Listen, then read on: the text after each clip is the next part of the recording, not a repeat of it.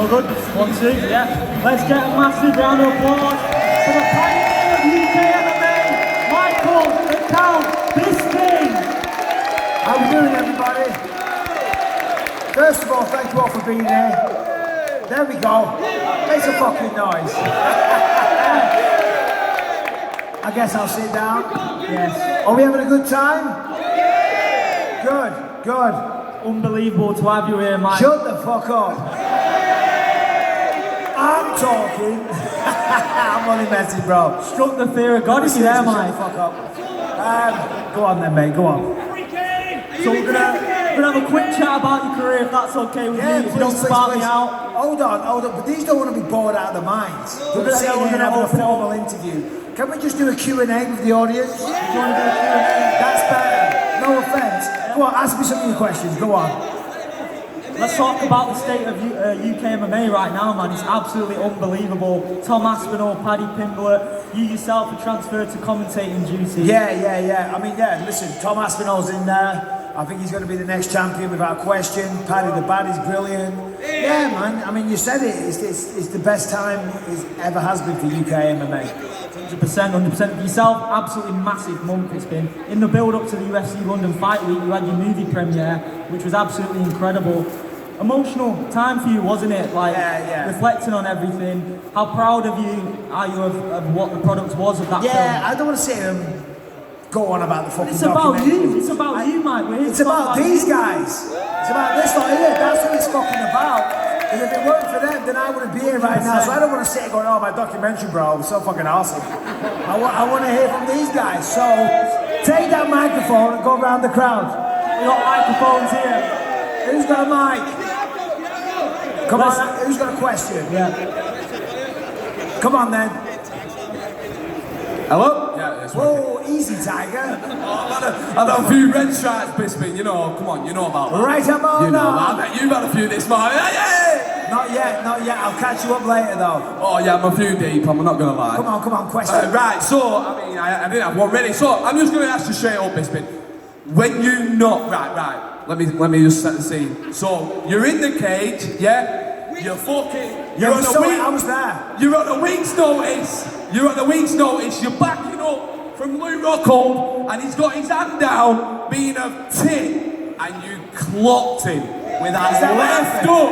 Yeah, let's hear it. Come on, everybody. Come on. You clocked him with that left up, Bisping, and I nearly went through my ceiling in my house. I jumped so high when you hit him, and he was stumbling back, and then you hit him again and again and again, and then he broke it up, and he was like, Michael Bisping is the middleweight champion of the world. How did you feel, Bisping, when you jumped on the cage and you told him, you fucking prick? How did you feel, Bisping? How did you feel? Somebody take the microphone off this man. Immediately, give it back to this guy. How did you feel, Michael? Come on, how did you feel? Easy, Tiger. Sit down. It felt very good, thank you. I love your enthusiasm. Oh, I love you, Michael, honestly. I watch your videos every day. You're a fucking beast. You're a beast. All right, stop it, sit down. Thank you very much, I appreciate it. It felt great to answer your question. Thanks for giving me a play-by-play of the fight. I was there. I remember what happened. Most of the times in a lot of fights, you don't remember what happened because the adrenaline's so high and sometimes you be cracked around the head a little bit. But Luke never really landed a shot in that fight, so yeah, I appreciate you walking me through it though. There we go. My friend, next question. Hello. There you go. Hello. You're on my bad side. If I look there, I can't see you. I am a student. It's true. I'm a research student in Cardiff University. I just want to say that the Hall of Fame speech that you delivered, that is one of the reasons I'm doing the course that I'm doing in Cardiff University. I'm not going to expand on it a lot right now because others have to ask their questions as well. But I will expand on it when I see you again in October when you come to Cardiff for Tales from the Octagon. Thank you very much. Well, I appreciate the kind words. I have no idea how that speech inspired you to be studying, but good luck on your studies, all the best, I hope you kill it. I'll tell you when I meet you again though. Okay. So, the question. So, there are a lot of highlight moments in your career, but there is one moment that's not talked about a lot. You know, I don't know, in one of the interviews I heard you talk about your fight with Eric Schaefer. What were your emotions going into the fight? during the fight, and after the fight, I believe something incredible happened, and you were very emotional. You had a moment with your family. Can you just talk about it? Yeah. So I was on the Ultimate Fighter 3, I won that, and I got a UFC contract. My first fight was at UFC 66, MGM Grand 2005, UFC 66, Tito Ortiz and Chuck Liddell 2. That was the main event, and of course I'm from Clitheroe. Do you know what I mean? I'm in Las Vegas fighting on a pay-per-view. It was just surreal. It was mind-blowing, you know, but a lot of pressure, because when you get there, that's just when the hard work starts. A lot of people think when they get to the UFC that they've made it. You haven't made it. And if you don't win your fights, you're down the road. Simple as that. So there was a lot of pressure. I won that fight, and then I got a big bonus off Dana White afterwards. And, you know, my family, we were skint. We were absolutely flat broke, and we were still skint then. So when Dana gave me that big bonus, you know, I ran out to my wife. She was sat up in the stands by herself. And ran up to her, showed her the check. I mean, it wasn't so much about the money. Do you know what I mean? It was more about, you know, this gamble, because this was 2003 I started doing this. It wasn't like it is now. If we did an expo, you know, there'd be far less of you weirdos here. So yeah, that was a beautiful moment. Thank you, sir. Yes. One last thing. Hogging the mic.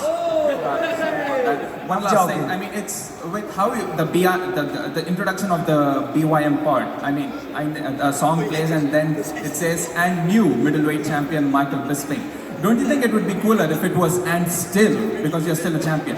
Well, thank you very much, but I'm sure George St. Pierre would argue with that. He's around there somewhere. The little lizard. He choked me out. Let's get him. I'll give a tenner to whoever sparks George. I'm only kidding. George is the man. Love that guy. There's not a better person I would have rather lost my belt to. Hello, mate. How are you? My mate from the hotel. Go on. That sounded weird, didn't it? Easy to... Well, the way you were looking at me this morning, though, I thought you were going to give me a kiss. Wouldn't take his eyes off me. Go on. So, are you intoxicated? No, but... No, I'm not. My actual question is, so you're on the... Hold on, round of applause for this guy. I'm sorry, mate. No, I'm the real man. Come on. No, I need your sympathy. No.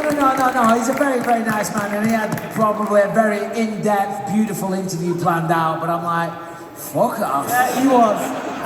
He told me where to shove it. I'm sorry, I'll never if there's any argue with kids, mine. don't use bad language. Do not use bad language.